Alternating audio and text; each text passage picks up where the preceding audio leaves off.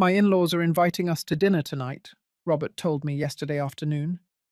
He was smiling like a kid, as if nothing bad could ever happen in this world, as if love was enough to protect him from everything. I just nodded. I just said yes, because that is what I do. I have always said yes. I have always been there, quiet, invisible, the mother who doesn't bother anyone, the mother who doesn't ask questions, the mother who accepts whatever she is given. But that night, sitting at that long, cold table, with white tablecloths that looked more like a shroud than a celebration, something inside me began to break. And it wasn't the sound of the plates, it wasn't the clinking of the glasses, it was the silence. That thick silence that falls over a woman when no one looks at her anymore, when no one expects anything from her anymore, when she is just a body taking up space in the chair. One more name on the guest list. The groom's mother. Nothing more. Robert was radiant. Stir. He had that light in his eyes that only men in love have. Or blind men. Sometimes it's the same thing. Fiona was by his side. Gorgeous, elegant, with that Italian accent that sounded like music. She moved her hands when she talked. She laughed loudly. She touched Robert's arm with a familiarity that hurt me. Not out of jealousy, but because I no longer received those gestures. It had been years since my son had touched me like that. With affection. With presence. I was furniture in his life, useful when needed, forgettable when not. Eleanor, Fiona's mother, was sitting across from me, tall, imposing, with that perfectly coiffed brown hair and those jewels that sparkled under the dining room light. She was also smiling, but her smile didn't reach her eyes. It was a courtesy smile, one of those you use in pictures, in formal meetings, at wakes. I tried to be nice, I tried to make conversation, but my words fell to the floor like stones. No one picked them up, no one listened to them. Dinner passed slowly, endless. I ate in silence, I observed, I listened. Robert talked about his plans, about the wedding, about the honeymoon, about the house they were buying. A big house, modern, with a yard. I smiled when he said it would have a room for me, a guest room, because that is what I am now, a guest in my own son's life. Fiona and Eleanor spoke to each other in Italian.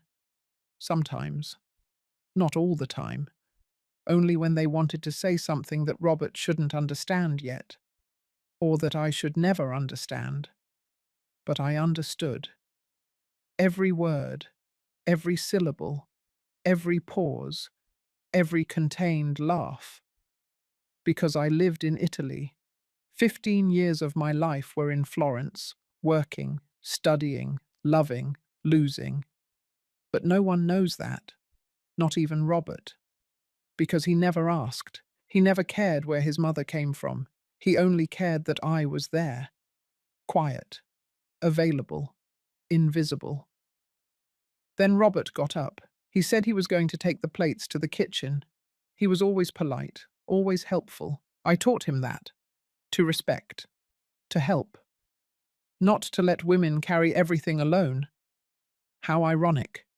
Because now he leaves me alone, carrying the weight of this loneliness, of this silent abandonment, of this living death that is being a forgotten mother.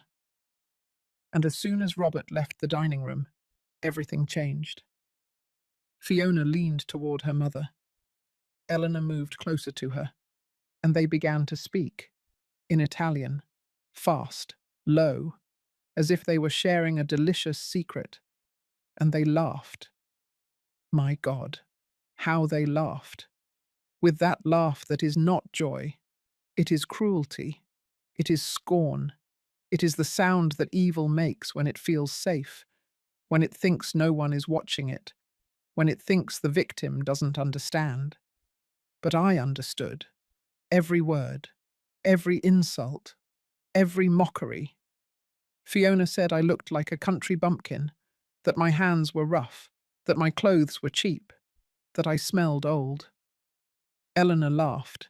She said it didn't matter, that soon I wouldn't be a problem, that after the wedding, Robert would do whatever they said, that men in love are easy to manage, that I would be sent to some nursing home, or simply forgotten, like an old dog that is no longer useful.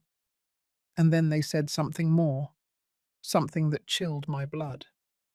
Fiona said that Robert had a lot of money, more than she thought, that she had seen the documents, the bank accounts, the properties, everything. Eleanor asked how much. Fiona said a number. $200,000 in savings, a paid-off house, investments. Eleanor let out a low laugh. Deep, satisfied. She said that everything would go according to plan, that after the wedding they would transfer everything, little by little, without him realizing it. And when nothing was left, they would disappear, as they always did, as they always did. Those 3 words cut through me like knives, because they meant that this wasn't the first time, that my son wasn't the first, that there were other men, other victims, other broken hearts and empty accounts. And my Robert, my boy, my only son, was about to become one more. An anecdote they would laugh about at some other table, in some other country, with some other foolish man in love. I was still there, sitting, motionless, with my hands in my lap, with my gaze fixed on my empty plate. I didn't say anything. I didn't move. I didn't let my face reveal anything. Because I have learned to be invisible. I have learned to disappear. I have learned that women like me survive when they become shadows, when they stop existing for others, when they become nothing. But inside, something was waking up. Something dark. Something cold.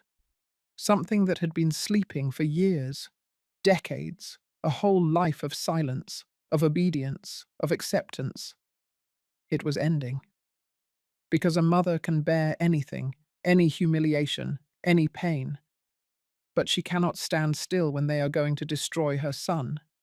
She cannot remain silent when they are about to steal everything from him, his money, his future, his dignity, his life. Robert came back from the kitchen, smiling, oblivious, happy. He sat down next to Fiona. She stroked his cheek. She said something sweet to him in Italian, something about love, about the future, about eternity. He looked at her as if she were an angel, and I looked at them, at all 3 of them, at the 2 snakes and my lamb, and I thought about how easy it would be to say everything now, to shout, to reveal, to expose. But I didn't, because the moment was not right. Because revenge is not a shout, it is a whisper. It is patience, it is strategy, it is waiting for the exact moment for the truth to fall like lightning and destroy everything. Fiona and Eleanor looked at me. For a second, their eyes met mine, and in that instant, I saw something in their faces. It wasn't fear, it was contempt. It was that absolute certainty that I was nothing, that I didn't matter, that I didn't understand, that I was just a silly old woman who would soon be discarded. And I let them think that. I let them believe they had won, that I was harmless, that I was invisible. But they didn't know. They didn't know who I was before I became this silent woman. They didn't know that I had survived worse things, greater losses, deeper pains. They didn't know that I had learned to speak Italian not in a classroom, but in the streets of Florence, in the markets, in the hospitals, in the cemeteries. They didn't know that every word they said, every plan they revealed, every cruel laugh they shared, was etched in my memory like fire on the skin. The dinner ended. We said goodbye. Eleanor gave me a kiss on the cheek. Cold. Empty. Fiona gave me a hug. Brief. Superficial.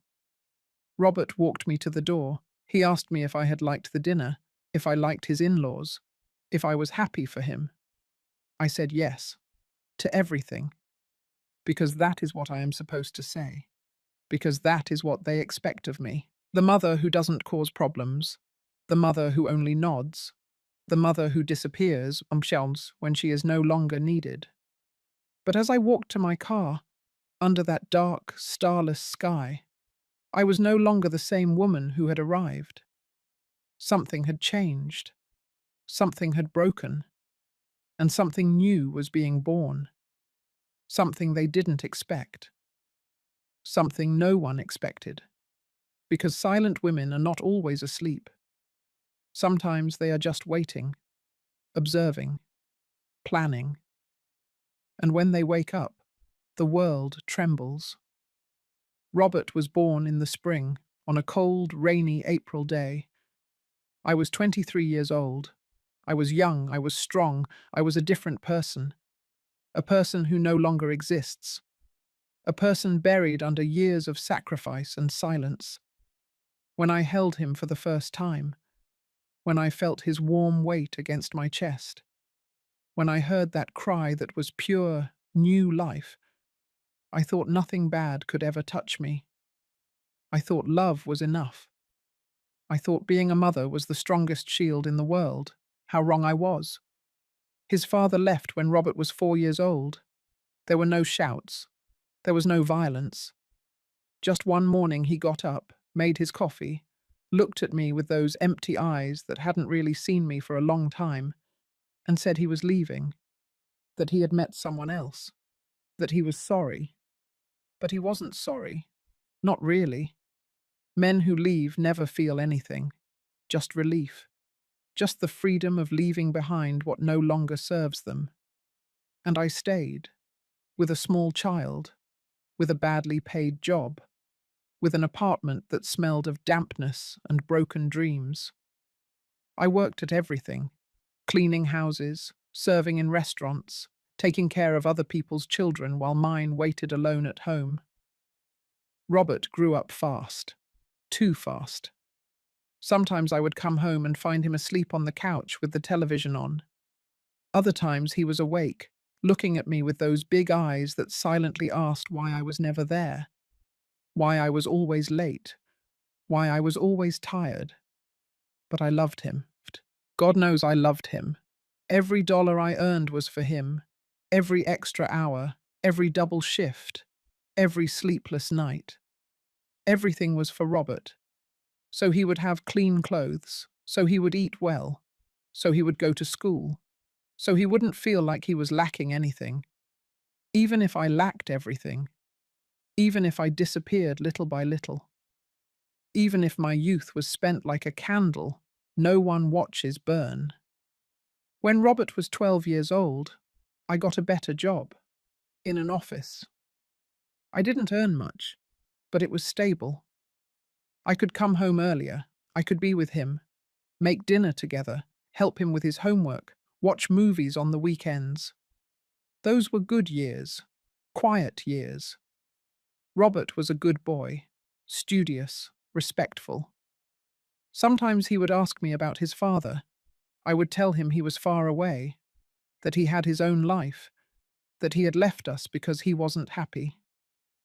Robert felt it. He didn't ask any more. He learned early that there are silences that are better left unbroken. Years passed. Robert finished school. He went to college. He studied business administration. He got a job at a big company. He started earning well, much better than me. He bought a car. He moved to a bigger apartment. He invited me to dinner on Sundays. Sometimes he called me during the week. He would ask how I was, if I needed anything. I always said no, that I was fine. Not to worry, because that's what mothers do. They protect, even if it is from their own need. Then he met Fiona. It was 2 years ago, on a business trip to Miami. She worked at the hotel where he was staying. That's what he told me. That she was an events coordinator, that she was Italian, that she spoke 4 languages, that she was beautiful and intelligent, that he had never met anyone like her. I listened. I smiled. I said I was happy for him. But something in my chest tightened. Something told me this wasn't good, that this wouldn't end well. The first time I saw her was 3 months later. Robert brought her to dinner. Fiona entered my house like someone entering a place that doesn't deserve their presence. She looked around with those critical eyes. She barely touched my hand when I greeted her. She smiled, but it was a cold smile, a forced smile. Robert didn't notice anything. He was too busy looking at her, too lost in that enchantment that blinds men when they think they have found the perfect woman. During dinner, Fiona spoke little to me. She answered with one-word replies. She looked at her phone. She spoke to Robert in English, sometimes in Italian. Soft words, verbal caresses. He melted. I observed. I tried to find something genuine in her, something real, something that would justify the light in my son's eyes. But I found nothing. I only saw a calculating woman, a woman who knew exactly what to say, what to do, how to move, how to conquer. When they left, Robert hugged me. He told me he loved Fiona, that she was the one, that he had finally found someone special. I told him she seemed very nice, that I was glad to see him happy. I lied, because that is what mothers do when they know the truth is going to hurt, when they know their children aren't ready to hear, when they know they wouldn't believe them anyway. The following months were strange. Robert started visiting me less. The calls became shorter, more spaced out. He always had plans with Fiona. He was always busy. When I asked him how things were going, he only talked about her, about how wonderful she was, about how well they got along, about the places they went, about the perfect life they were building. I listened. I nodded. I swallowed the pain of being replaced, of becoming a secondary character in my own son's life. Then one day Robert came to my house with news. He was nervous, excited. He had that energy of men who are about to take a big step. He sat me down on the couch. He took my hands. He told me he had proposed marriage to Fiona, that she had said yes, that they would get married in 6 months, that he wanted me to be the first to know. I hugged him. I congratulated him. I told him I was very happy for him, and a part of me was, because he was my son, because I loved him, because I wanted to see him happy. But another part of me, a dark and deep part, felt fear. I felt that something was wrong, that all this was too fast, too perfect, too planned. I asked him if he had met Fiona's family. He said no, that they lived in Italy, that they would come for the wedding, that Fiona didn't have much contact with them because she had been travelling a lot for work, but that her mother Eleanor would come the following week, that she would stay a month to help with the preparations, that she wanted to meet me. And so it was. Eleanor arrived, tall, elegant, with that air of superiority that people who believe money is the only thing that matters have. She greeted me coldly. She sized me up with her eyes, like someone looking at an old piece of furniture and deciding whether it is worth keeping or throwing away. I tried to be nice. I tried to make conversation. I tried to build a bridge, but she wasn't interested. For her, I was invisible, insignificant. The poor mother of the groom, someone who had to be tolerated out of courtesy, nothing more. The months of preparation were a silent hell. I didn't participate in anything. Fiona and Eleanor decided everything: the venue, the decor, the menu, the music, the guest list. Robert asked for my opinion sometimes, but it was only out of obligation. Everything was already decided. I was just a name on the list. The groom's mother, sitting at some distant table, dressed in what they considered appropriate, quiet, invisible, forgettable. But I observed. I saw how Fiona controlled Robert, how she pushed him away from me, how every time I called, she found a reason why he couldn't talk much, how every time I suggested something, she had a better idea, how little by little my son was becoming a stranger, someone I no longer recognized, someone who no longer needed me. And then that dinner arrived. That damn dinner one day before the wedding, the dinner where everything changed, where I stopped being the invisible and quiet mother, where I discovered that my son was not only being pushed away from me, he was being destroyed, stolen, emptied, and I was the only one who could see it, the only one who could save him, the only one who understood every word of that sinister plan that Fiona and Eleanor had woven with so much patience. That night, when I returned home, I didn't sleep. I sat in the dark, going over every word I had heard, every laugh, every detail of the plan, and I knew I couldn't remain silent. Not this time. Not when my son was about to lose everything. Not when I was the only one who had the power to stop it. Because I was not just a forgotten mother. I was a woman who had survived, who had fought, who had learned that silence is not weakness, it is strategy. And now it was time to wake up. I couldn't sleep that night, nor the next, nor the one after that. Every time I closed my eyes, I heard their voices, those sweet, poisonous voices speaking in Italian, planning, calculating, laughing at my son as if he were a game, as if destroying someone's life were just another day at work for them, as if my Robert were just one more number on their list of victims. I got out of bed at the hour of 3 minutes past 0. The apartment was silent. That thick silence that only people who live alone know, who sleep alone, who cry alone. I went to the kitchen. I made coffee. I sat at the table where Robert had done his homework so many times as a child, where we had eaten breakfast together on Sundays, where I had watched the man who was now about to marry a lie grow up. I took out an old notebook, one of those you keep for years without knowing why, and I started writing. Every word I remembered, every phrase I had heard in that dining room.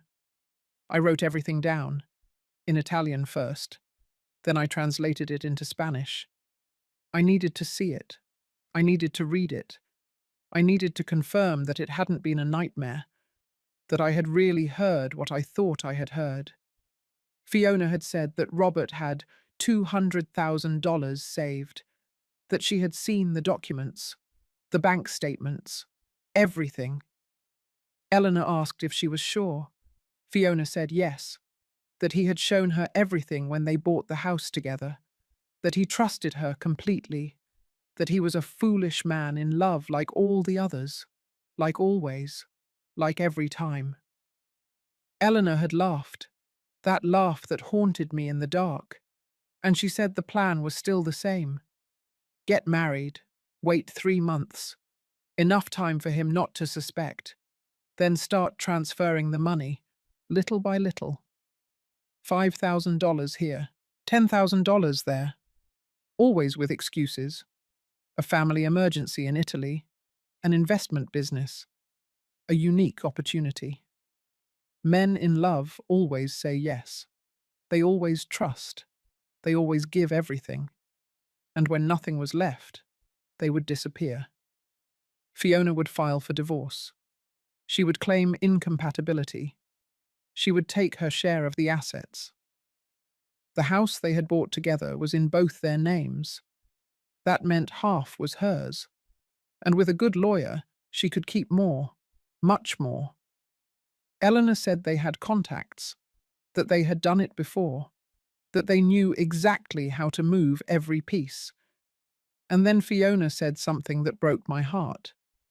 She said that the only good thing was that I wouldn't be a problem, that I was a poor, uneducated old woman, that I had no influence over Robert, that I would probably end up in a nursing home when I could no longer take care of myself, that no one would listen to a woman like me. Eleanor agreed. She said that mothers like me are easy to ignore, that sons always choose their wives over their mothers. Always. I read my notes over and over again. Every word was a dagger, not only because they were going to rob my son, but because they were right about one thing. Robert had chosen her, not consciously, not with malice, but he had left me behind. He had turned me into a ghost in his life, and now that ghost was the only person who could save him. The next day I called Robert. It was Sunday. We usually had lunch together on Sundays, but it had been weeks since we had. He answered after several rings.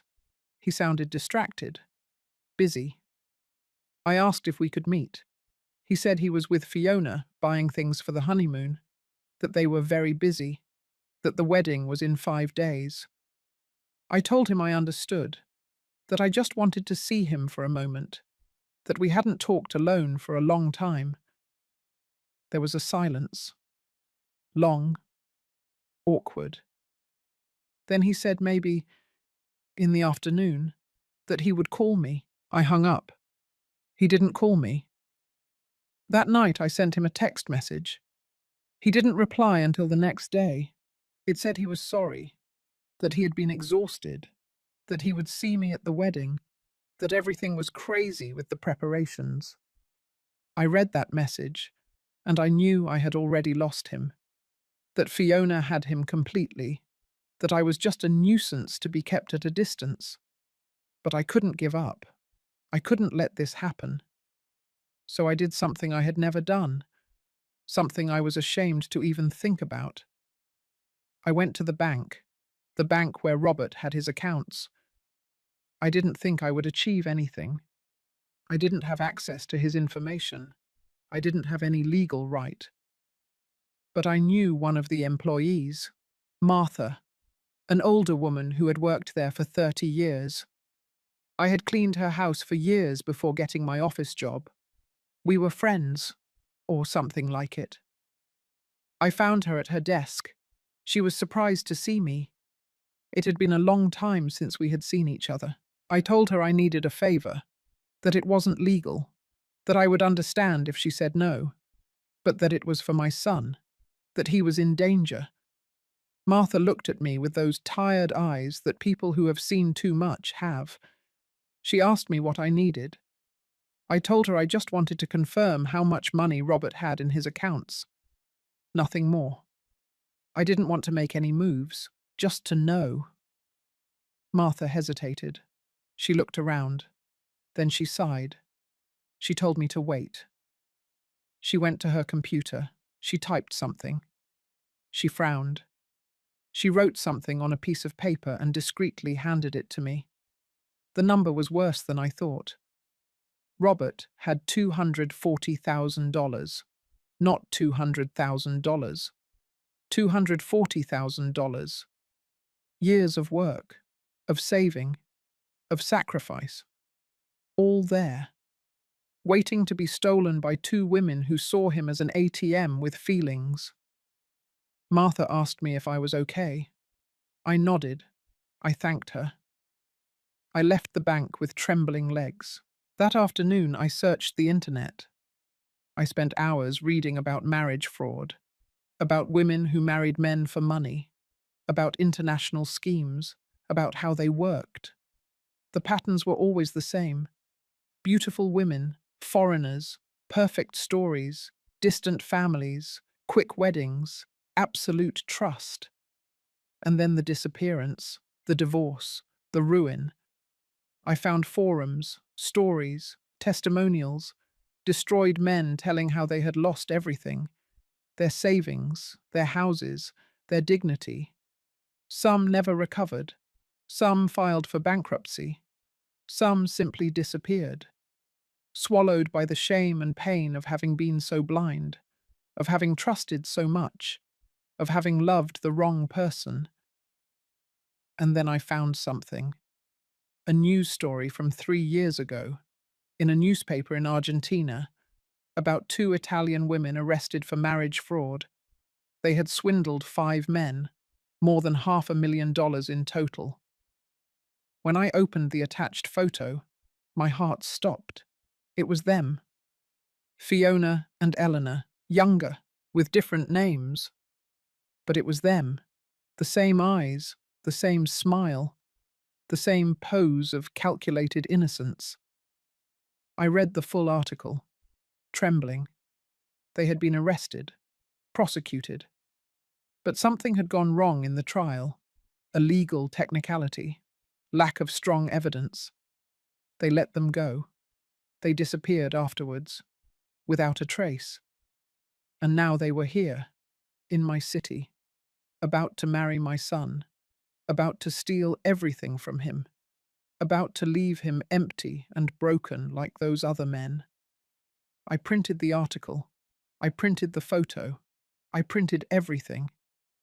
My hands were trembling so much I could barely hold the papers. I had the proof. I had the evidence that Fiona and Eleanor were not who they said they were. That this was not love. It was a crime, a meticulous plan, a robbery disguised as romance. But then I realized something. If I showed this to Robert now, 5 days before the wedding, he wouldn't believe me.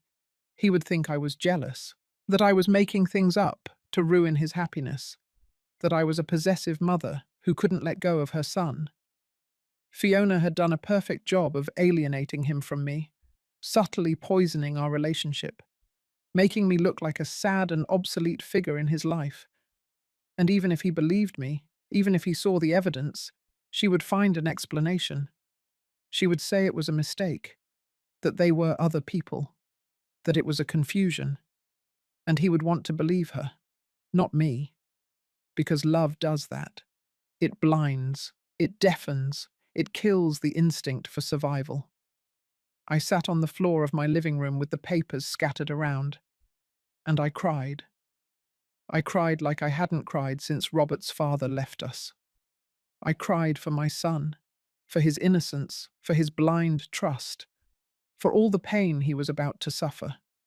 And I cried for myself, for being invisible, for not having a voice, for not being able to protect him even though I held the truth in my hands. But then something changed. In the midst of that crying, in the midst of that despair, I felt something new, something I hadn't felt in years. Fury, pure, burning rage. I was not going to let this happen. I was not going to sit and watch them destroy my son. I was not going to be the weak and invisible mother they thought I was. If Robert wouldn't listen to me now, then I would have to wait. I would have to be smarter, more patient. I would have to let the wedding happen, let them feel safe, victorious. And then, when they least expected it, when they thought they had won, I would strike. With the truth, with the evidence, with the full weight of a mother who has nothing to lose except her son. Because they made a mistake. A fatal mistake. They thought I was invisible. They thought I didn't understand. They thought I didn't matter. But I had heard everything. I knew everything. And now I had proof. I had time. And I had the most powerful advantage of all. They didn't know that I knew. The next day, I called Alexandra, my only true friend, the only person in this world who had always been there. We met 30 years ago, working in the same factory. She was also a single mother. She had also been abandoned. She had also raised her children alone. We shared that silent pain that only women who have had to be both father and mother at the same time understand. Women who have had to be strong when all they wanted was to break down.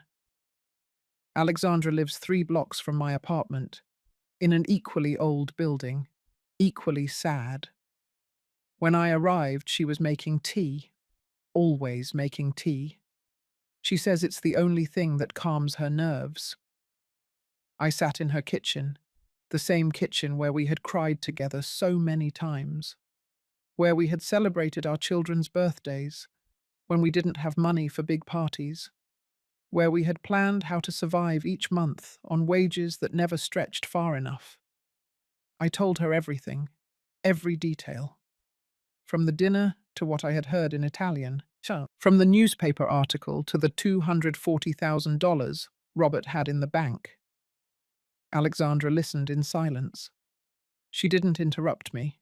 She didn't judge me. She just listened with that patience that people who know what real pain is have. The pain that has no words.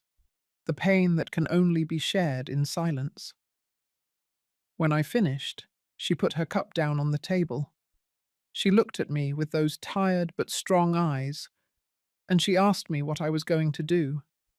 I told her I didn't know, that I had the evidence, that I knew the truth, but that Robert wouldn't listen to me, that they had him completely under their control, that if I tried to stop the wedding now, I would only make my son hate me, make him blame me, make him push me away forever. Alexandra nodded. Then she told me something I will never forget. She told me that mothers have always had to fight battles that no one sees, that we have always had to protect our children in ways they never understand, that sometimes love means doing things that break our hearts, things that turn us into the villains of their stories, but that a true mother does not seek to be loved. She seeks for her children to survive. She asked me if I remembered when she had to take her oldest son out of that house where he lived with his girlfriend, the girlfriend who hit him, who manipulated him, who had isolated him from everyone. Her son hated her for months.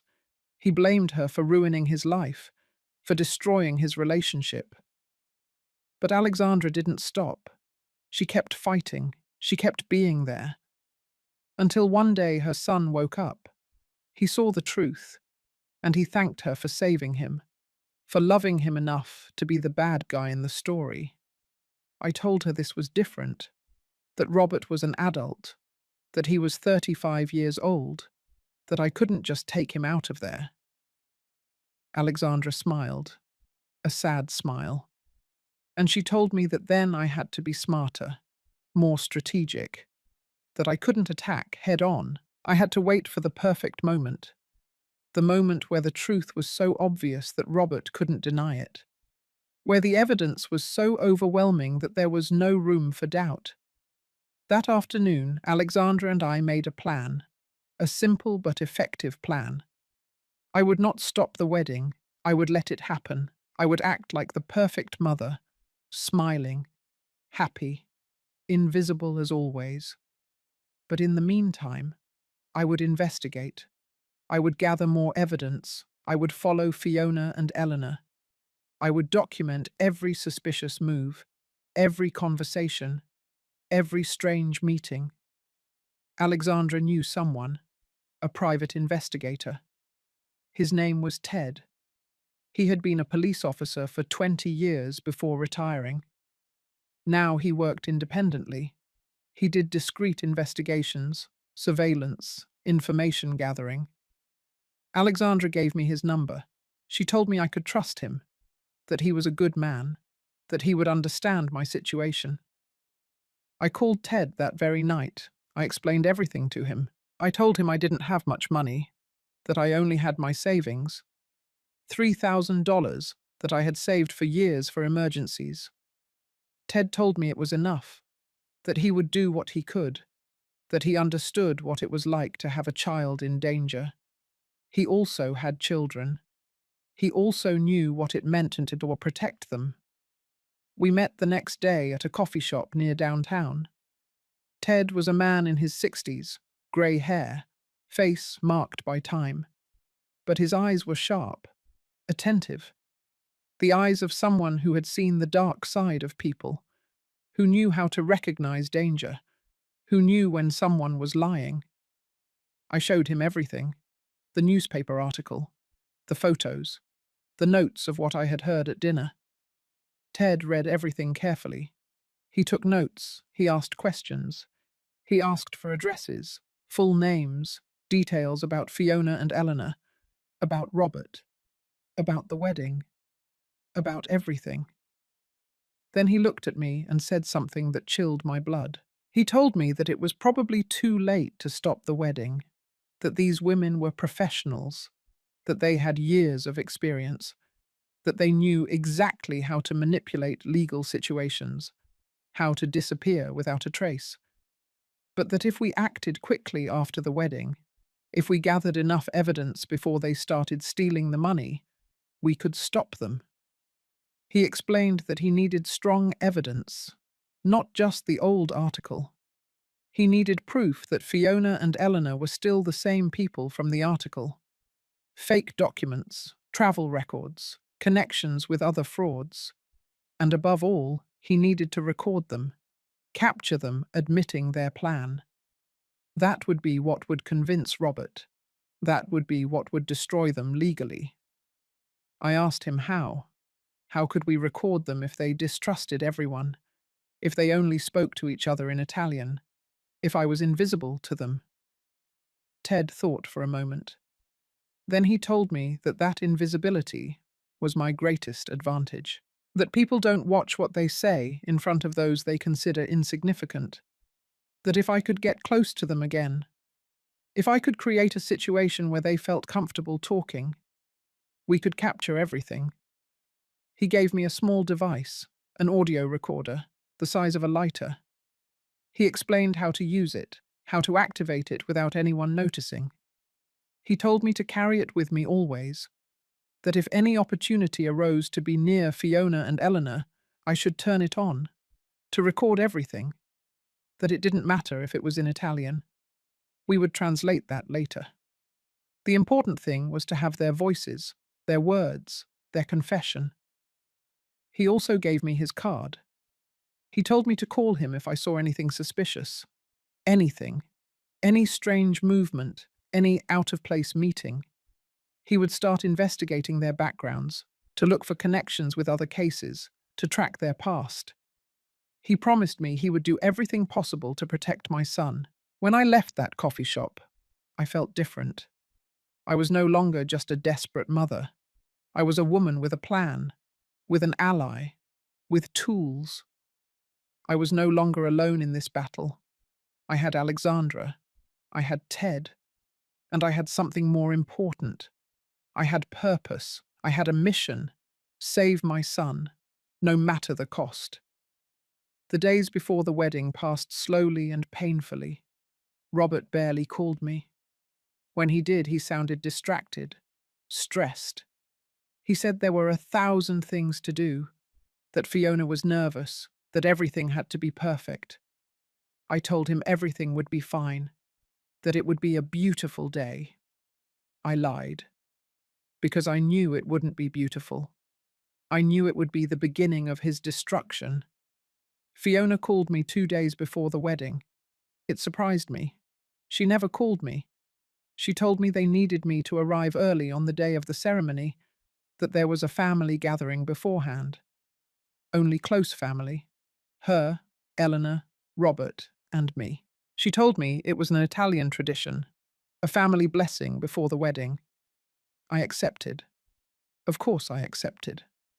Because I knew that could be my opportunity. I told Ted.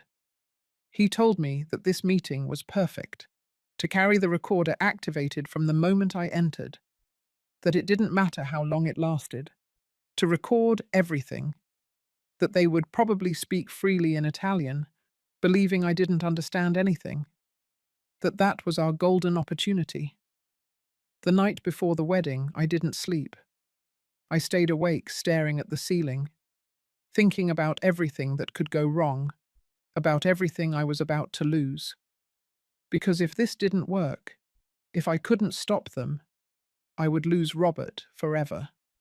Not just his money, not just his future. I would lose him, my son, the only person who had given me purpose in this life. But I also thought about what would happen if I did nothing, if I stayed silent, if I let this happen without a fight.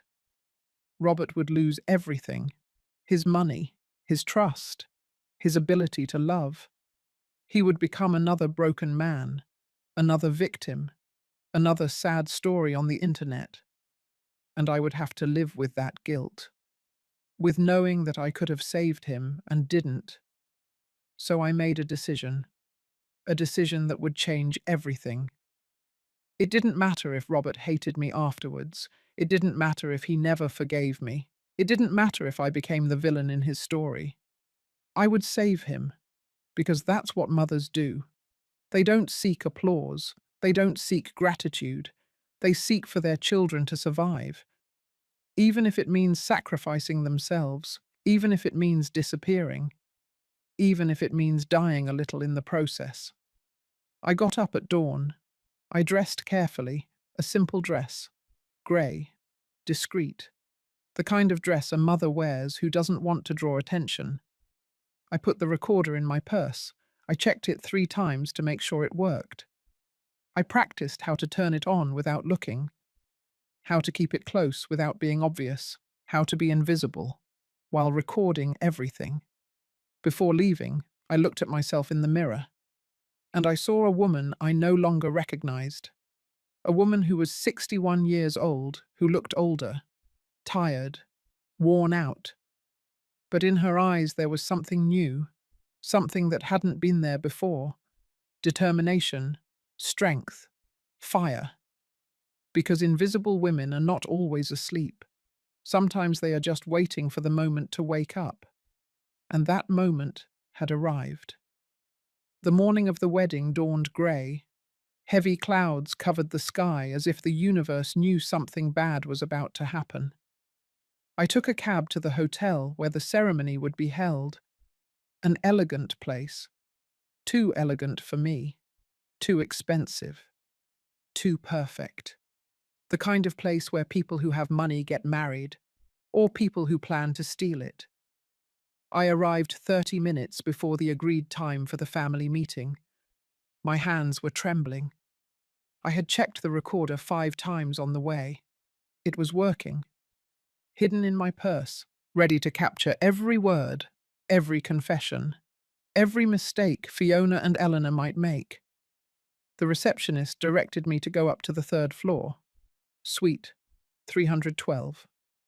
The bridal suite, where Fiona and Eleanor were getting ready, where we were supposed to have that family blessing, that Italian tradition that was probably another lie, another trick to maintain appearances. I knocked on the door. Eleanor opened it. She was wearing a cream-coloured silk robe. Her hair was perfectly styled, even though the ceremony was still hours away. She looked at me up and down, as always, with that barely disguised contempt. She let me in without smiling, without really greeting me. Just a nod, like someone letting in a person they have no choice but to tolerate.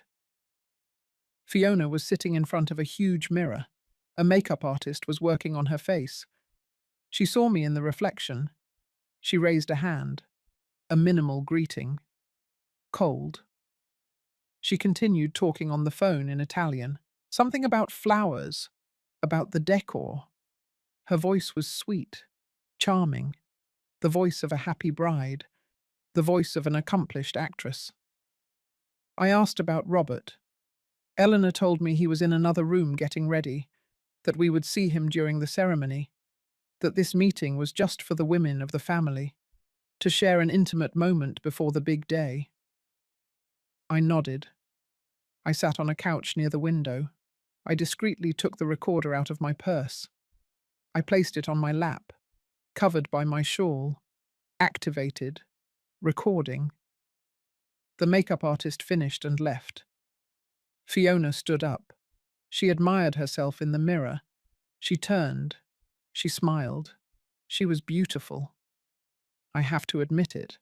She was a beautiful woman, the kind of beauty that deceives, that seduces, that makes men forget to use reason, that makes my son give up his entire life without asking questions. Eleanor poured champagne. 3 glasses. She offered me one. I took it even though I didn't want to drink. I didn't want to cloud my mind. I needed to be alert, conscious. recording every second. But refusing would have been strange. It would have drawn attention. So I took the glass. I held it. I barely wet my lips. Fiona raised her glass. She made a toast, in Italian, to the family, to love, to the future. Beautiful words, empty words. Eleanor toasted with her.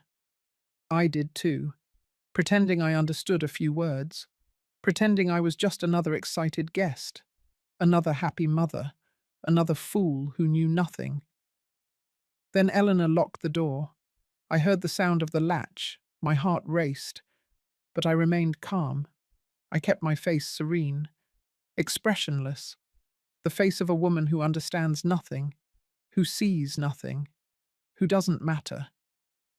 Fiona and Eleanor sat together on the couch across from me. They began to speak, in Italian, fast, confident, thinking I was just a piece of furniture, an object without ears, without a mind, without importance. And that's when everything changed, when they started to reveal more than they had planned. Eleanor asked if Robert had already signed the house papers. Fiona said yes, that everything was in both their names, 50-50, that the house was worth $300,000, that when they divorced, she would keep half, $150,000, plus the $240,000 from the accounts, that in total it would be almost $400,000. Eleanor laughed. She said it was the best job they had done so far.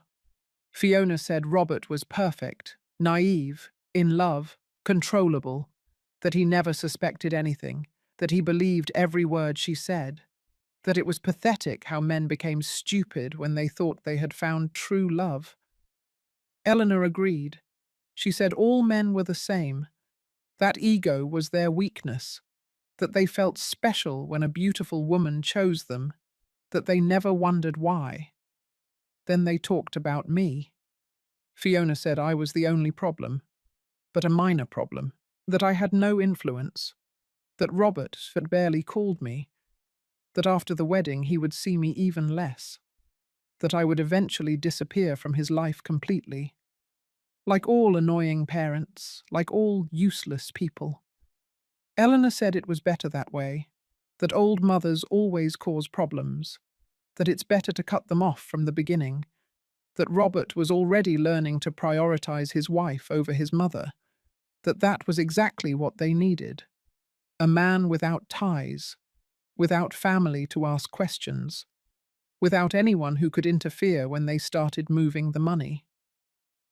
I was still there, sitting, motionless, with the hidden recorder capturing every word, every laugh, every detail of their diabolical plan. My heart was beating so fast I thought they might hear it. But I kept my face empty, my gaze lost, as if I was thinking about something else, as if I didn't understand anything they were saying. Fiona looked at her watch. She said it was time to end this, that the ceremony started in 2 hours, that they needed to finish getting ready. Eleanor nodded. They stood up. I did too. Fiona smiled at me, that fake, perfect smile. She told me in Spanish to thank you for coming, that it meant a lot to have me there, that I was important to Robert. Lies. All lies. But I smiled. I said I was happy to be there, that it was a beautiful day. I left that room with shaky legs, with the recorder burning in my purse, with the certainty that I had everything I needed, their voices, their complete plan, their confession. Now I just had to decide when to use it, when to detonate that bomb that would destroy everything. I went down to the hotel lobby with the recorder burning in my purse as if it were a radioactive secret. My hands were trembling. I needed to get out, to breathe, to think. But I couldn't leave. The ceremony was in less than 2 hours. I had to stay. I had to act as if nothing had happened, as if I hadn't just heard the complete confession of two criminals planning to destroy my son. I found a restroom on the first floor. I locked myself in one of the stalls. I took out the recorder. I stopped it. I checked it. It had recorded everything. 42 minutes of audio. 42 minutes of pure evidence, of undeniable truth. I put the device away again. I hid it at the bottom of my purse. Safer than my own life. I called Ted. He answered on the second ring. I told him I had the recording, that it had worked, that they had spoken freely, that I had everything, the numbers, the plan, the dates, everything. Ted congratulated me. He told me that was exactly what we needed, that now we had to decide when to act. I asked him what I should do. Should I stop the wedding now? Show the recording to Robert before he got married? Before it was too late? Ted was silent for a moment. Then he told me something I didn't expect. He told me no. That if I stopped the wedding now, Fiona and Eleanor could escape. They could deny everything. They could say the recording was manipulated, that it was a misunderstanding, that I was making things up because I didn't want my son to get married. He explained that we needed something more. We needed evidence that they actually tried to steal the money, not just words, actions, bank movements, transfer attempts, that would sink them legally, that would make it impossible for them to escape. He told me to let the wedding happen, to wait, to watch, that as soon as they tried to move the money, I should call him. Then we would act. I hung up feeling empty. I knew Ted was right, but the idea of seeing my son marry that woman, of seeing him promise eternal love to someone who only wanted to destroy him, of remaining silent while he handed over his life to a lie. It was unbearable. It was like watching an accident in slow motion, like knowing someone is going to die and not being able to scream, not being able to warn, not being able to stop anything. I left the restroom. I went up to the hall where the ceremony would be. People were already arriving. Elegant guests, well-dressed, smiling, oblivious to everything. Soft music was playing in the background. White flowers decorated every corner. Everything was perfect. Everything was beautiful. Everything was a lie. I found my seat. Table 7, far from the altar, far from the head table, where the people who don't matter sit. The filler guests, the names on the list who are only there out of obligation. I sat alone. No one came to greet me. No one came over to talk. I was the groom's mother, but I was invisible, forgotten, irrelevant. The music changed. The wedding march began. Everyone stood up. I did too. Robert entered first, my son, my boy, nervous, happy, with that smile that broke my heart, because it was the smile of someone who believes their life is beginning, who doesn't know it is actually ending. Then she entered. Fiona, walking arm in arm with Eleanor because she didn't have a father to give her away, or so she said. She was dressed in white. Of course. The dress was long, elegant, perfect, like everything about her, like the whole lie she had built. The guests sighed. They murmured how beautiful she looked. I only saw a thief, a predator, a snake wrapped in lace. Robert looked at her as if she were a miracle, as if he couldn't believe his luck. Poor thing. He didn't know it wasn't luck. It was a trap, a calculated plan, a hunt where he was the prey and had already fallen into the net. The ceremony began. The officiant spoke of love, of fidelity, of commitment. Beautiful words said in a grotesque context. Because there was no love there was no fidelity, there was no real commitment, there was only acting, there was only fraud, there was only evil disguised as romance. When it came time for the vows, I felt like I was drowning.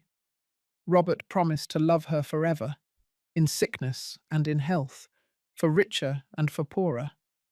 How ironic. Soon there would only be poverty, because she would take everything. Fiona also said her vows. Her voice was soft, emotional, perfect. Tears adorned her cheeks, rehearsed tears, empty tears. The officiant declared them husband and wife. They kissed. The guests applauded.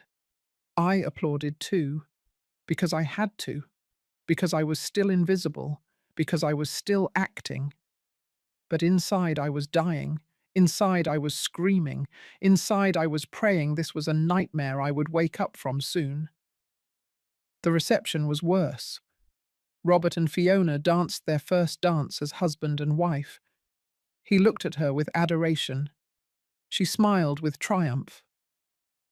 Eleanor watched from her table with satisfaction. Like someone watching a plan execute perfectly, like someone who knows they have already won, that everything is already secured, that it's only a matter of time. Robert came to my table once. He hugged me. He told me he was happy, that Fiona was the best thing that had ever happened to him, that he had finally found his place in the world. I told him I was happy for him, that he looked very happy, that I loved him. He smiled, he kissed my forehead, and he left. Back to his new wife, back to his new life, away from me. Fiona never approached my table, not once. Eleanor didn't either. I was air. I was a shadow. I was nothing, exactly as they wanted, exactly as they had planned. While they celebrated, while they toasted, while they laughed with the guests, I remained seated, observing, waiting, mentally recording every detail, every gesture, every knowing glance between mother and daughter. The party ended around midnight. Robert and Fiona left in an elegant car toward the airport. Honeymoon in Italy. 2 weeks, Rome, Florence, Venice. Places I knew, places where I had lived. But they didn't know that. That was my secret, my weapon, my invisible power. I took a cab back home. The apartment was dark, cold, silent. I sat on the couch without turning on the lights. I took out the recorder. I held it in my hands. This small thing contained the truth. It contained the future. It contained my son's salvation or destruction. It was up to me to decide when to use it, how to use it, if I would have the courage to do it, when the time came. I didn't sleep that night. I stayed awake thinking about Robert as a child, how he used to hug me before bed, how he used to tell me I was his favorite person in the world, how he promised me he would always take care of me. Child's promises. Promises you forget when you grow up, when life takes you away, when other people take the place that was once yours. But I hadn't forgotten my promises. I promised to protect him the day he was born. I promised to always be there. I promised to save him from any danger. And that promise was still valid, even if he no longer needed me, even if he no longer saw me, even if I was invisible in his life. I was still his mother, and mothers do not abandon, never. The 2 weeks Robert spent in Italy were the longest of my life. Every day was an agony. Every night was a hell of dark thoughts. I imagined Fiona showing him Rome, the same streets where I had walked 30 years ago, the same places where I had been young, where I had loved, where I had lost. She walked through my past without knowing it, and I was here, waiting, planning, preparing for the moment when everything would explode. Ted called me every other day. He kept me informed of his investigations. He had found more information about Fiona and Eleanor. They were not real Italians. They had been born in Argentina. Their real names were different. They had changed identities 3 times in the last 10 years. They had been in Chile, in Peru, in Colombia. Always the same pattern, always the same crime. Men in love, quick weddings, emptied accounts, disappearances. Ted had contacted two of the previous victims, devastated men who had lost everything. One lost $120,000. The other lost almost $200,000. Both said the same thing, that they never saw it coming, that Fiona was perfect, that the love seemed real, that when they discovered the truth, it was already too late. The money had disappeared, they had disappeared, and they were ruined, destroyed, ashamed. One of them tried to commit suicide, the other lost his house, his job, his dignity. Now they lived small, broken lives, trying to rebuild themselves from the ashes. When Ted told me this, I cried. I cried thinking that this could be Robert's future. My son turned into another broken man, another statistic, another victim no one would remember. But that was not going to happen. Not while I was breathing, not while I had the recording, not while I held the truth in my hands. Robert would return from that honeymoon happy, in love, blind. But I would be ready, waiting for the exact moment, the moment Fiona made her first mistake, her first move toward the money. Ted also taught me something crucial. He showed me how to monitor Robert's bank accounts without direct access. Martha, my friend from the bank, helped us. She would notify us if there were strange movements, large transfers, changes in beneficiaries, anything suspicious. It was illegal. We knew it. But sometimes saving someone requires breaking certain rules. Sometimes maternal love exists outside the law. Robert returned from Italy on a Tuesday afternoon. He called me that night. He sounded happy, relaxed. He told me about the trip, about the cities they visited, about the food, about how well they had gotten along. Fiona yelled something in the background. A greeting. Fake. Forced. Robert laughed. He told me she sent her regards, that we would all see each other soon. I said yes, that I would love to. Lie. I didn't want to see her ever again, but I had to keep acting. 3 weeks passed. Robert didn't call me much. When he did, the conversations were short, superficial. He said he was busy, that they were adjusting to married life, that they were fixing up the house, making plans, building their future. I listened. I asked few questions. I didn't want to pressure him. I didn't want Fiona to feel I was a threat. I needed them to continue seeing me as what I had always been. Invisible, harmless, forgettable. Then Martha's call came. It was a Friday morning. Her voice sounded nervous. She told me there was activity in Robert's account. A transfer. $50,000 to an offshore account, the Cayman Islands. Martha gave me all the details, the account number, the date, the exact time. I thanked her. I told her she had saved my son. She told me she hoped so, that she would pray for us. I called Ted immediately. I gave him the information. He told me it was time, that we had everything now, the recording, the background checks, and now the actual attempt at theft. He told me to contact Robert, to ask to see him urgently, not to tell him why, just that it was important, that it was about his life, his future, everything. I called Robert. He answered after several rings. He sounded busy. I told him I needed to see him, that it was urgent, that I couldn't explain it over the phone. He sighed. He said he was busy, that he had meetings.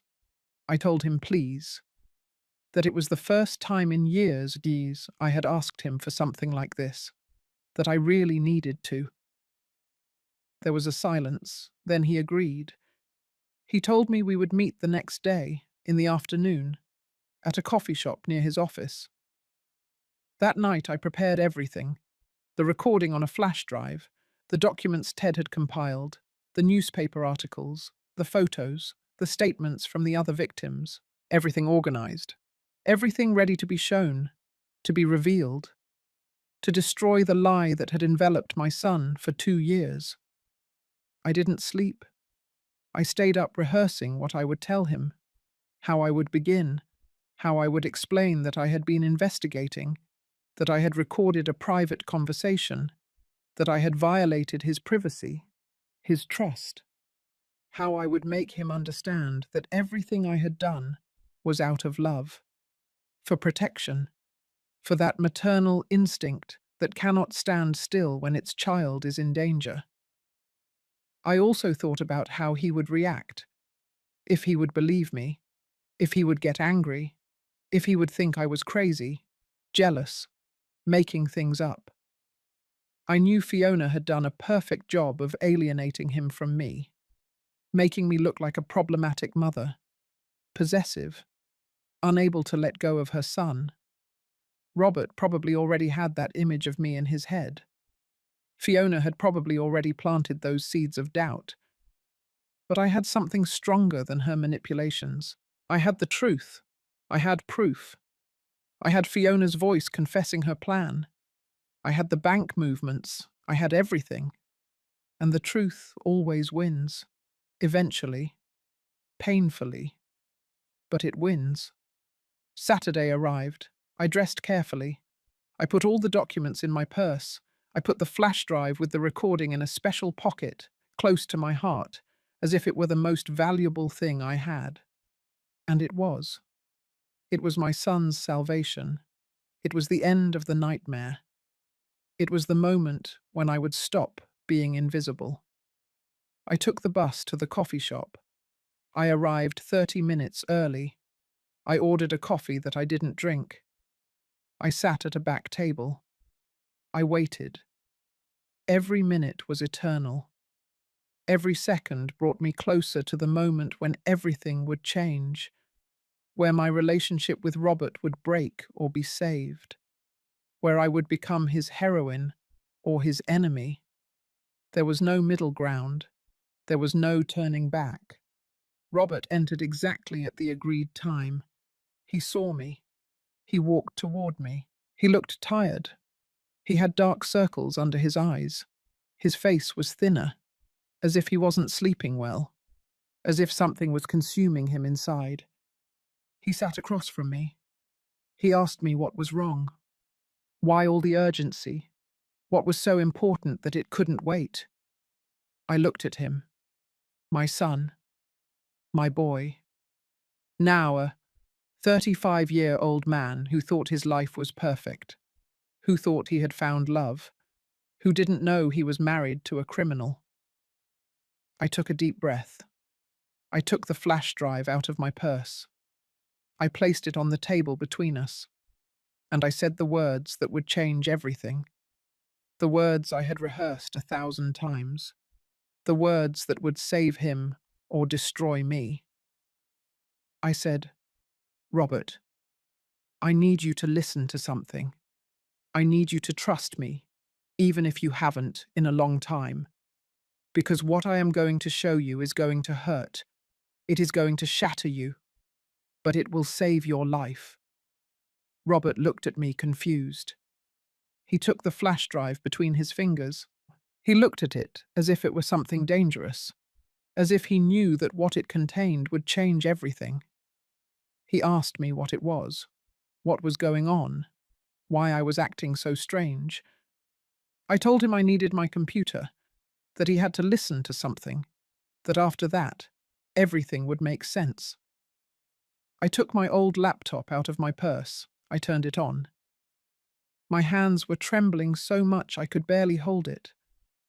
Robert kept looking at me. There was something in his eyes. Worry, fear, as if a part of him already knew that what was coming was terrible.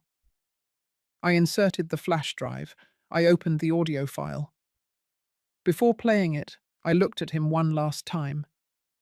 I told him I loved him, that I had always loved him, that everything I had done was to protect him. He shifted, nervous. I said the recording was in Italian, that I understood every word, that I would explain everything to him afterwards, but that first he needed to listen. I pressed play. The voices of Fiona and Eleanor filled the space between us, clear, sharp, confessing everything. Robert frowned. He didn't understand the language. He looked at me, seeking an explanation. I raised a hand. I asked him to wait, to keep listening. The recording continued, Fiona talking about the $240,000, Eleanor laughing, planning how to transfer the money, how to disappear, how they had done this before, how Robert was just another foolish man in love. I stopped the recording. Robert was pale. He asked me what they were talking about. Whose voices were those? Although I think he already knew. I think his heart was already telling him the truth his mind didn't want to accept. I told him they were Fiona and Eleanor, that the recording was from the day of his wedding, in the hotel suite, that I had been there, that I had heard them planning to rob him, destroy him, leave him with nothing. Robert shook his head. He said it was impossible, that it had to be a mistake, that I didn't understand Italian, that I had probably misinterpreted something. His voice trembled, desperate, clinging to the lie because the truth was too painful. I told him I lived in Italy for 15 years, that I spoke the language perfectly, that I understood every word, every plan, every detail of how they planned to destroy him. He fell silent, processing. His world was collapsing. I could see it in his eyes.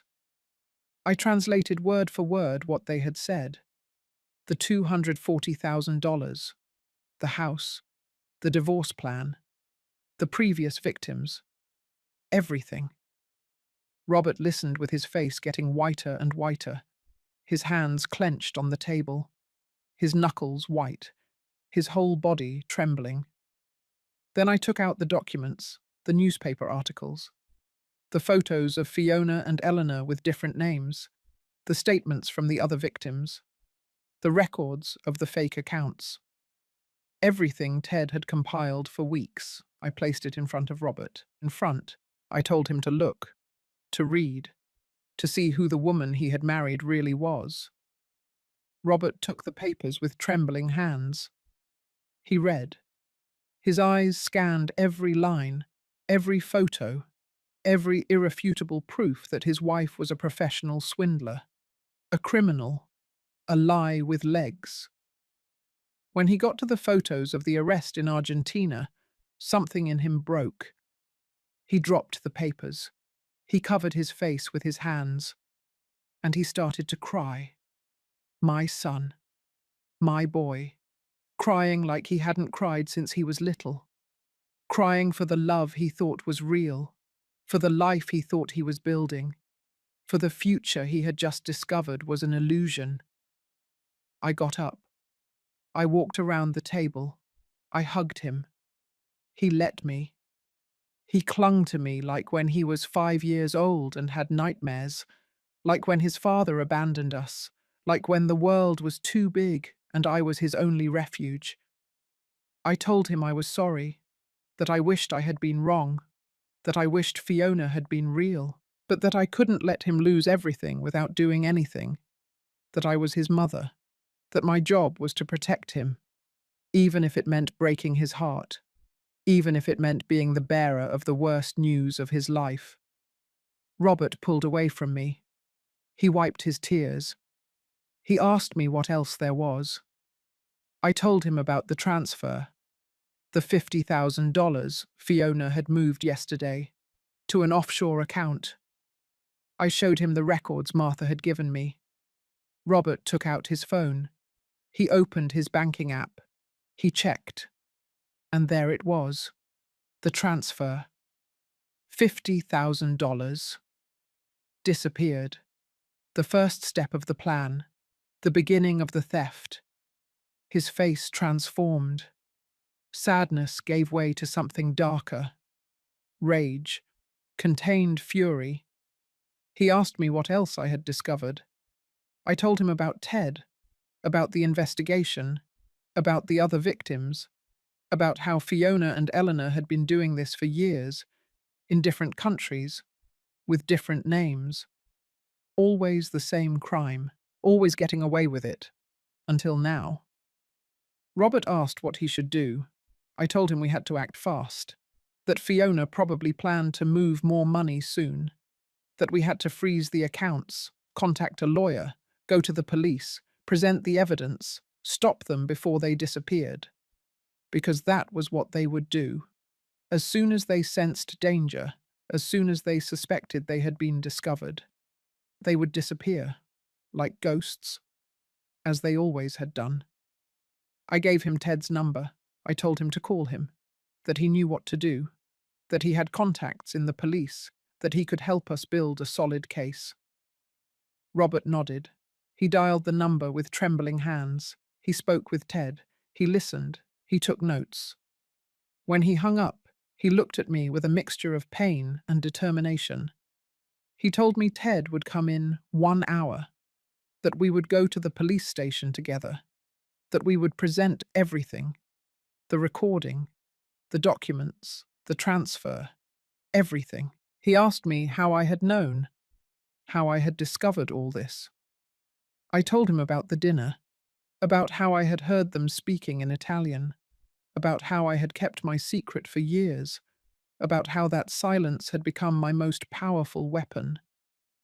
Robert looked at me differently, as if he were seeing a person he didn't know, as if his invisible mother had suddenly come to life. Form, power.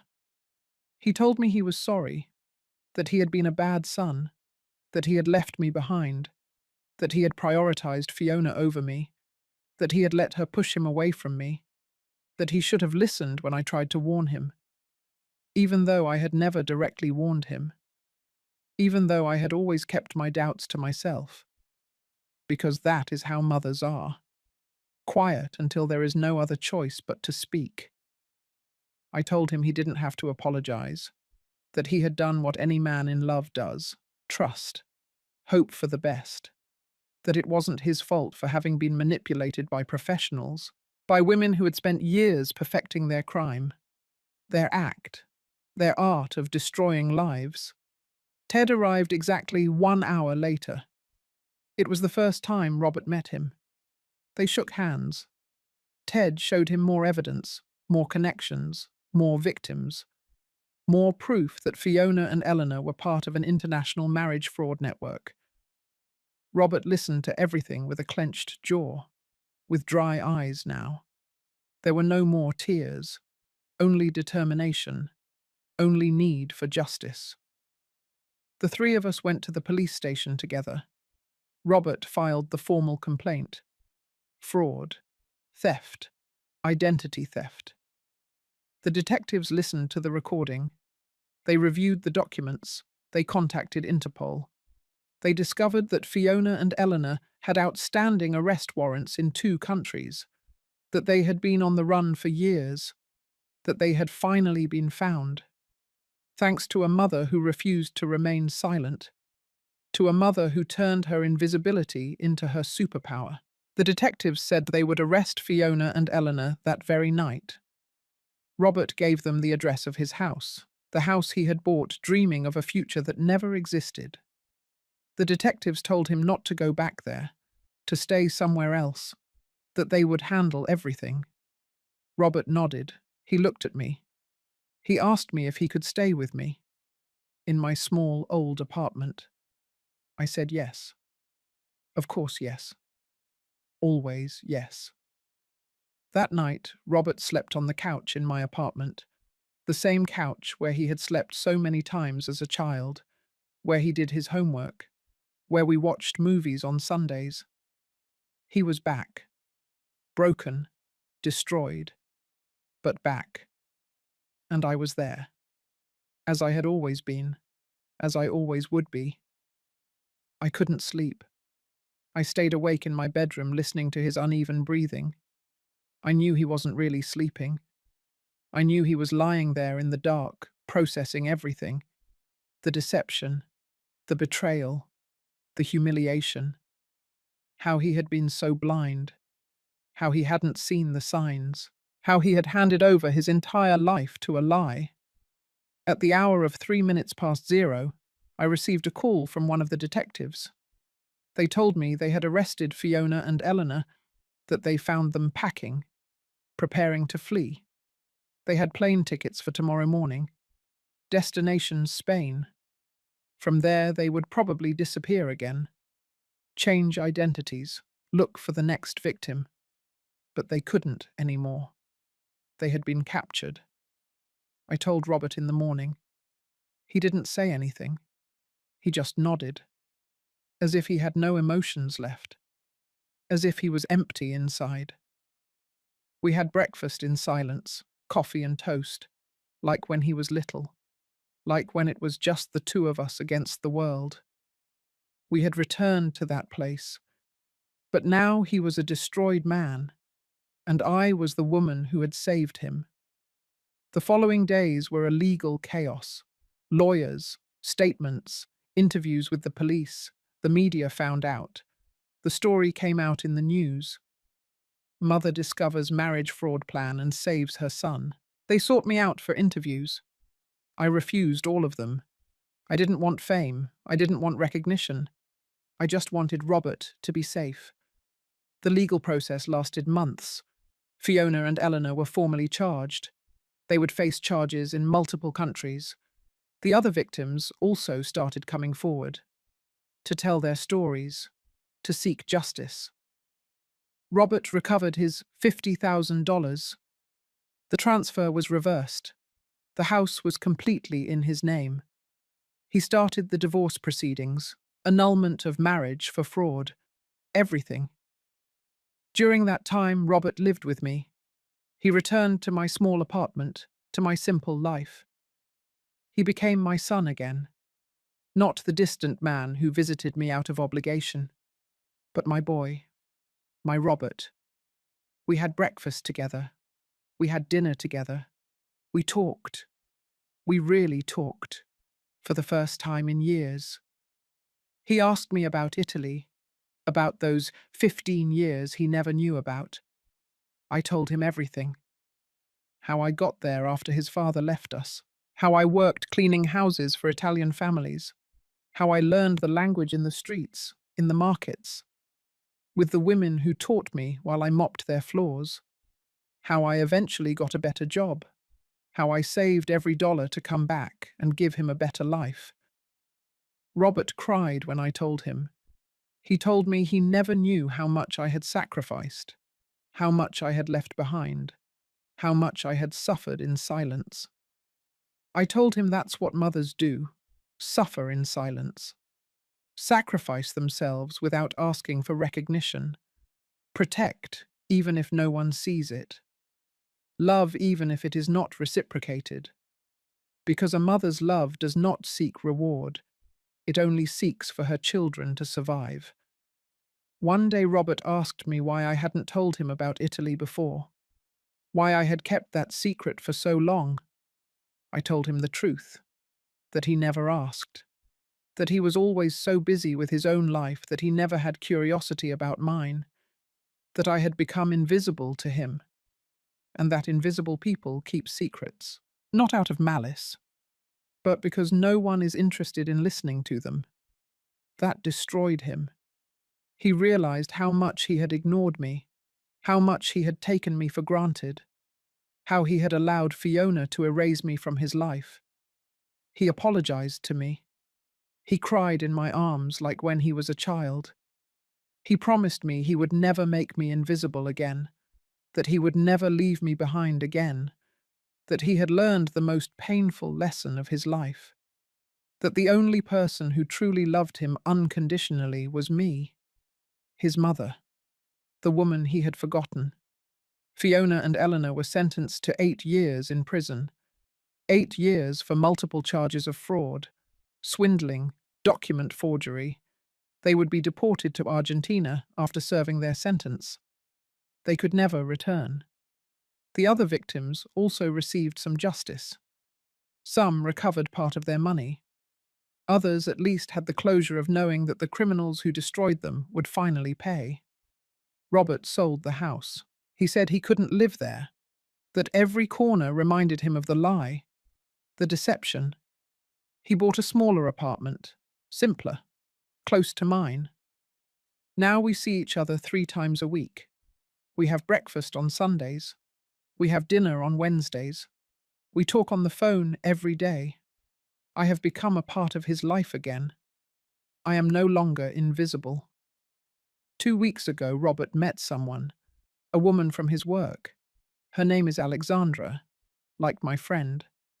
He says she is different, that she is real, that he is taking it slow, that he learned not to trust blindly, that now he asks questions, that he observes, that he listens to his gut, and that he wants me to meet her from the beginning, that my opinion matters, that he will never make important decisions again without talking to me first. Yesterday he confessed something to me. He told me that for months he had nightmares, that he dreamed of Fiona emptying his accounts, destroying his life, leaving him with nothing, that he would wake up sweating, trembling, but that in every nightmare, in the end, I appeared, that my voice would wake him up, that my hands would pull him out of the darkness, that I had saved him in more ways than I knew. I told him that's what mothers do, appear in the darkness, pull their children out of the abyss, even if no one sees them, even if no one recognizes them, even if they are invisible to the rest of the world. For their children, they are always there, in the nightmares, in the difficult moments, in the silence, waiting, observing, protecting. This morning I woke up and found a letter under my door. It was from Robert, handwritten. It said things he had never told me, that I was the strongest woman he knew, that his heroine didn't wear a cape. She wore a grey dress and carried an old purse, that his heroine had been invisible all her life, but that now he saw her, that he would always see her, that he would never forget her again, that I had given him life twice, once when he was born, and again when I saved him from marrying a lie. I cried reading that letter. I cried for the years of loneliness, for the years of being ignored, forgotten, discarded. But I also cried with happiness, because finally my son saw me. He valued me. He loved me the way I always needed to be loved, with presence, with gratitude, with recognition of everything I always did in silence. Now when I look in the mirror, I no longer see an invisible woman. I see a warrior, a woman who speaks 3 languages, who lived in another country, who raised a son alone, who worked until she broke to give him everything, who saved him from a deadly trap using only her intelligence and her love. I see a woman who deserves to be seen, who deserves to take up space, who deserves to be heard. And my name is no longer just Mum.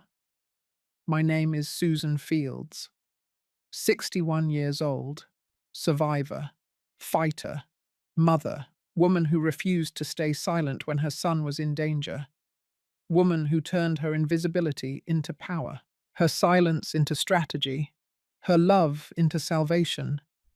They thought I was a silly old woman who didn't understand anything. They thought I was invisible, insignificant, easy to ignore. But they were wrong, because mothers never sleep. They always observe. They always protect.